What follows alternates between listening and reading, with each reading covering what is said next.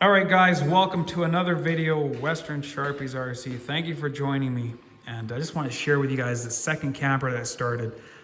I've posted pics of it on my Facebook page, but I wanted to make a little video here and share with you guys the progress I've made so far and explain a couple of things.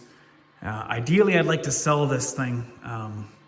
Ideally, I'd really like to mass produce these because, all the legwork is done as far as the CADing and the designing and all that. So it'd be just a shame to not make more of these. It's just a matter of printing the pieces now and then doing all the labor and all that. So that's why I started this one here.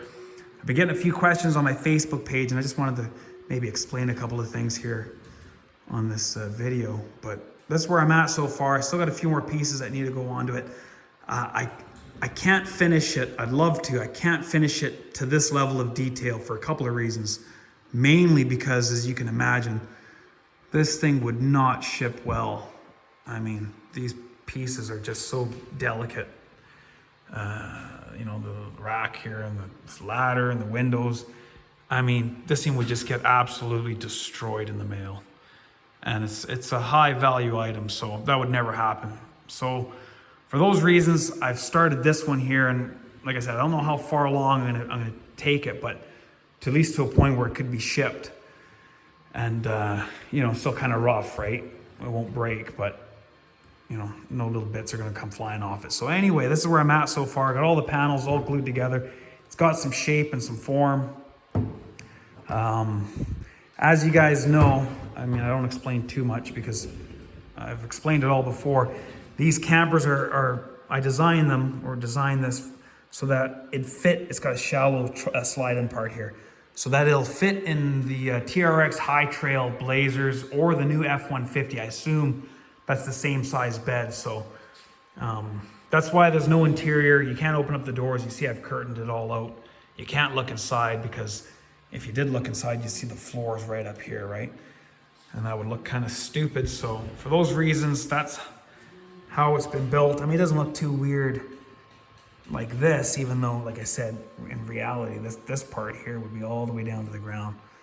But it still looks pretty neat sitting like that, but it looks even cooler in the back of the truck. So yeah, too bad I couldn't mass produce these things or find somebody overseas to do it, because there's so many of those trucks floating around, and I think it'd be nice to, for everybody to have one of these things. But anyway, I think that's pretty much it. I just wanted to show you guys this thing here. I'm gonna keep plugging away on it and add these little bits. I still need to go in there. Let's see if I can do this one-handed. Probably not, but I'll give it a shot. So yeah, this floor goes in like that. Something like that. It'll probably fall down. Maybe not. And then this thing here goes in like that.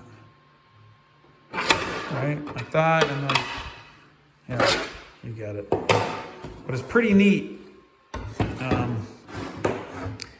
You can paint this thing to however you like, any kind of old school paint pattern, pinstripe and all that. It's got that old school look to it, that vintage design. So that's the only bugger right there. Nothing I could do about it.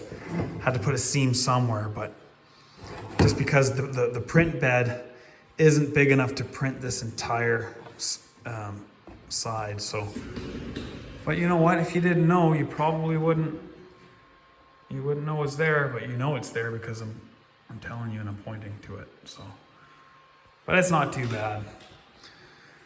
And then of course, yeah, all kinds of little accessories maybe I can include depending on how much somebody wants to spend. But these things they're almost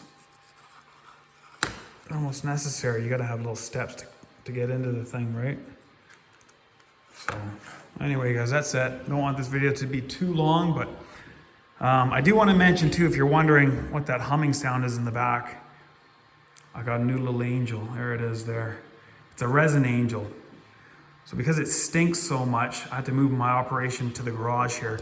There's the Ender 5, there's my CR10. I had those inside before, but like I said, old Stinky here is just toxic as heck, but sure makes a really nice print.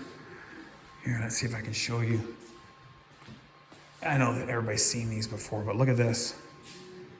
Look at the quality you get with resin. I mean, this would never happen on an FDM.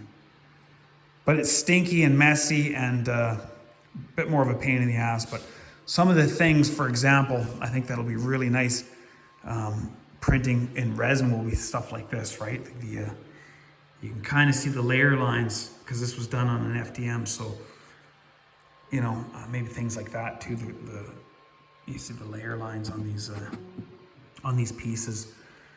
So some things I think I'm going to do in resin, and then some of the bigger things in FDM, like the containers and all that stuff. Like you'd never be able to do this on the resin printer. So, but anyway, guys, that's it for this one. Thanks for watching. Hope you enjoyed it, and we'll see you in the next one.